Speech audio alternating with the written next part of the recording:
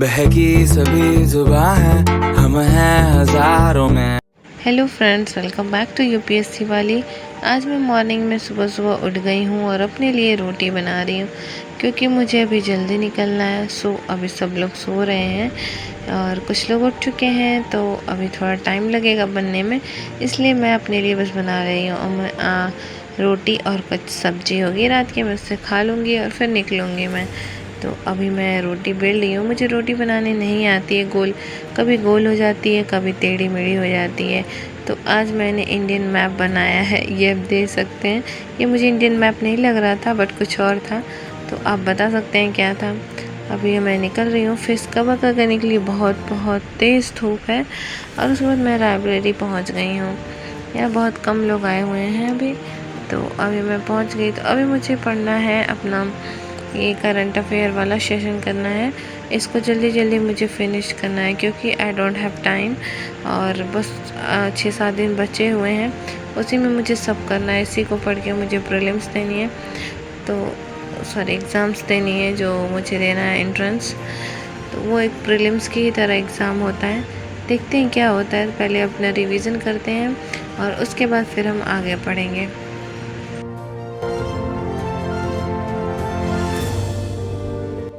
मैंने इस टॉपिक को फिनिश कर लिया है, आप देख सकते हैं। और साथ ही साथ इसमें कुछ टॉपिक बचे हुए थे जो मैंने नहीं पढ़ा था, उसको भी पढ़ लिया है और रिवीजन भी कर लिया। आप देख सकते हैं मैंने इतना पढ़ा है।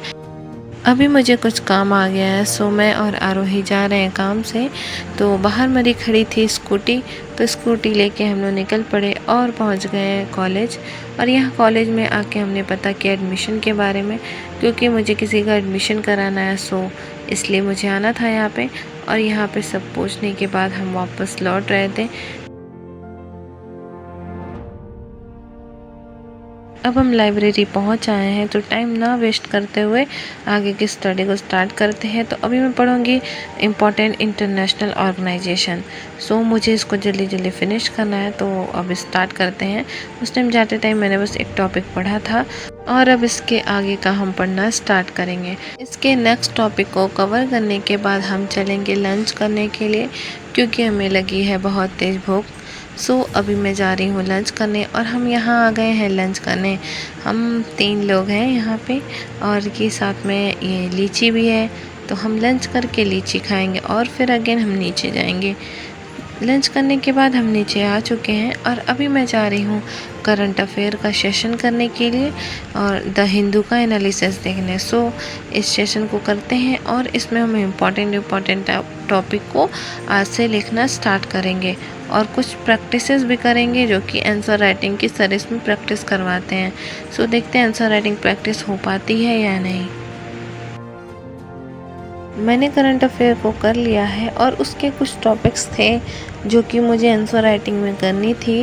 तो आंसर राइटिंग में मैंने बस ऐसे लिखा है जो कि बिल्कुल भी सही नहीं है, वो आंसर राइटिंग की तरह नहीं है।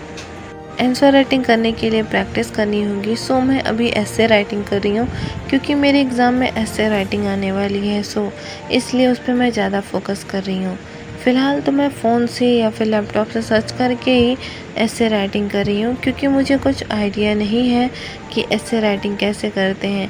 अगर हम फर्स्ट ऐसे राइटिंग देख के करेंगे 4-5 बार 3-4 टाइम प्रैक्टिस करने के बाद, तब हमें समझ में आ जाएगा कि ऐसे राइटिंग कैसे करते हैं। तो इसलिए मेरा अभी वही चल रहा है कि देख देख के ऐसे लिख रही हूँ, उसके बाद फिर मैं अपने मन से ऐसे लिखूँगी। इसलिए मैं अभी आ गई हूँ गूगल पे सर्च करने के लिए। तो मैंने गूगल पे सर्च किया तो ये दृष्टि का मिला ऐसे, जो कि हिंदी में था। तो मैंने हिंदी में कहा चलो थोड़ा हिंदी में पढ़ लेते हैं, देन इसको इंग्लिश में करेंगे और उसके बाद से राइटिंग करेंगे। सो अभी इसको पढ़ते हैं और उसके बाद राइटिंग करेंगे।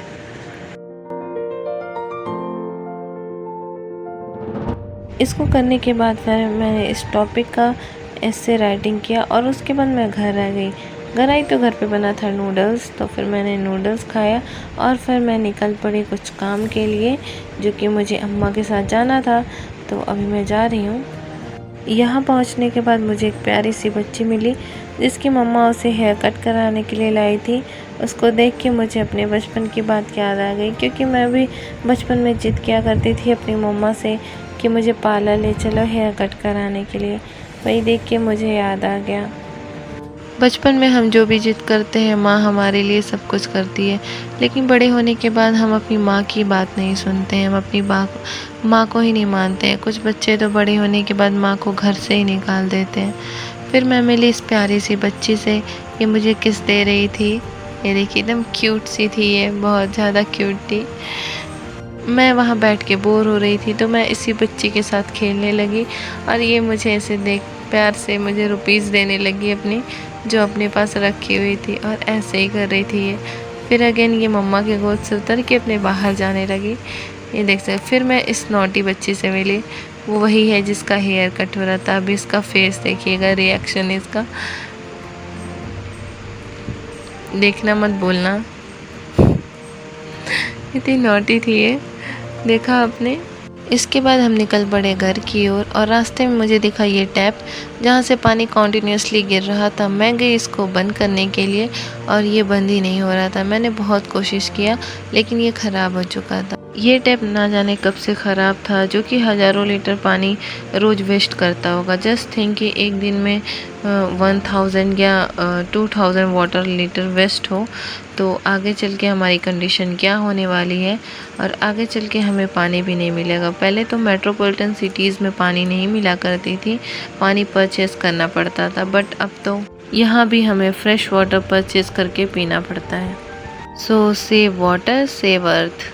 अभी हम आ चुके हैं आइसक्रीम की शॉप पे, यहाँ से आइसक्रीम लेंगे और फिर निकलेंगे घर के लिए। और इसी के साथ मैं अपने ब्लॉग को इन करती हूँ। वीडियोस पसंद आई तो लाइक शेयर सब्सक्राइब ज़रूर करना।